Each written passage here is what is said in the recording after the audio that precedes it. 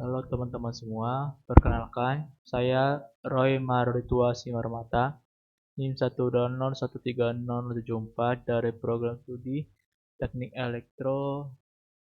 Di sini saya akan menjelaskan tugas LaTeX, yaitu tugas mata kuliah Sinyal dan Sistem. Baiklah, mari kita buka terlebih dahulu. Di sini adalah tugas dari mata kuliah Sinyal dan Sistem, yaitu membuat kamus kosakata di website LaTeX, di mana setiap kamus kosakata itu poinnya terdiri dari 5W1H, yaitu what, to, when, why, where, dan how. Dan ini merupakan tugas mingguan, dan inilah tugas minggu kedua.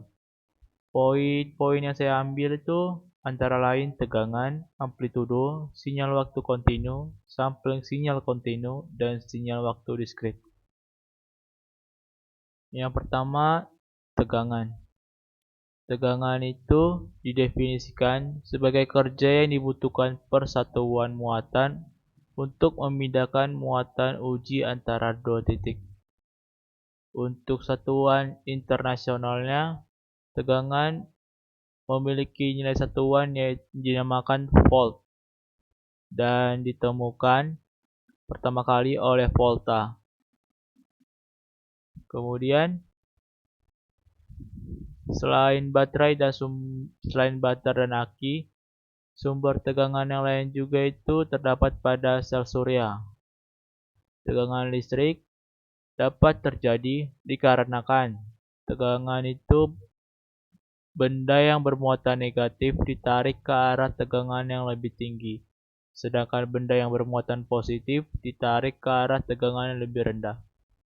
Untuk persamaan tegangan ialah V sama dengan I kali R, yang dimana V sebagai tegangan, I sebagai arus, dan R sebagai hambatan.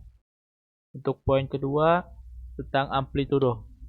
Amplitudo juga dapat didefinisikan sebagai jarak terjauh dari titik kesetimbangan dalam gelombang sinusoid.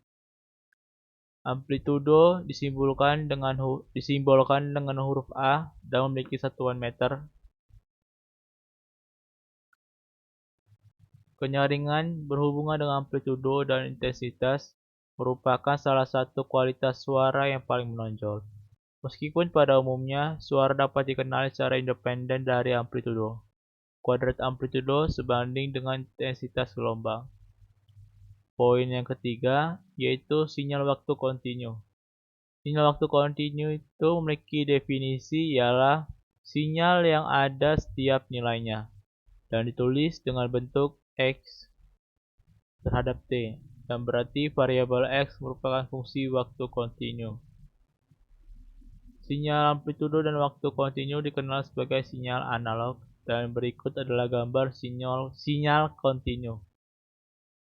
Contoh sederhana pada sinyal waktu kontinu ialah ada dua, yaitu fungsi step dan fungsi rem atau tanjak.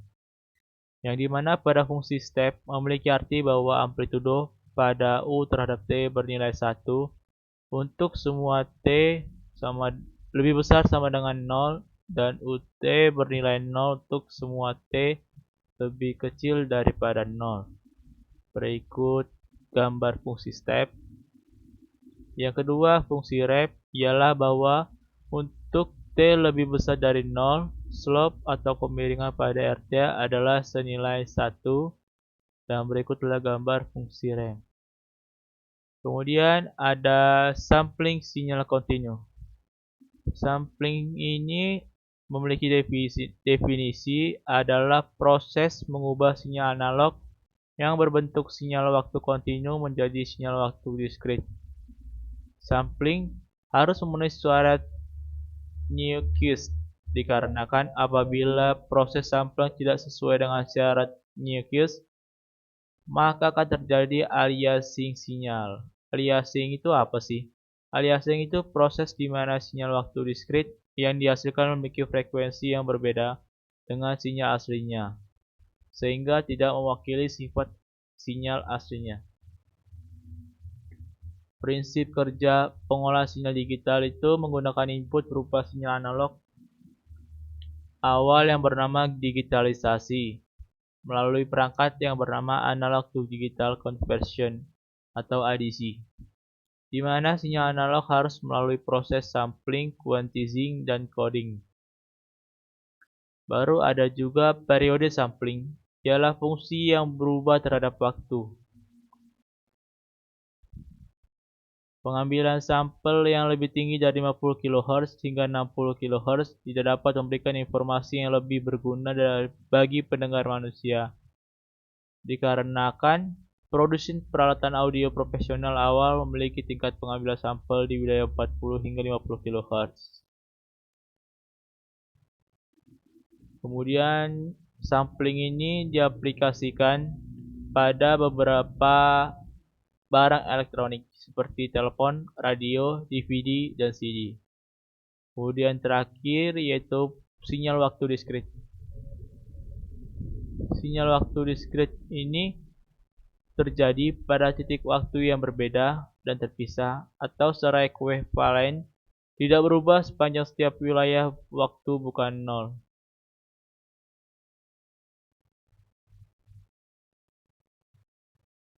Dan berikut adalah gambar sinyal diskrit. Demikian yang bisa saya jelaskan pada kamus kosakata minggu kedua ini. Terima kasih telah memperhatikan dan mendengarkan saya. Terima kasih semuanya.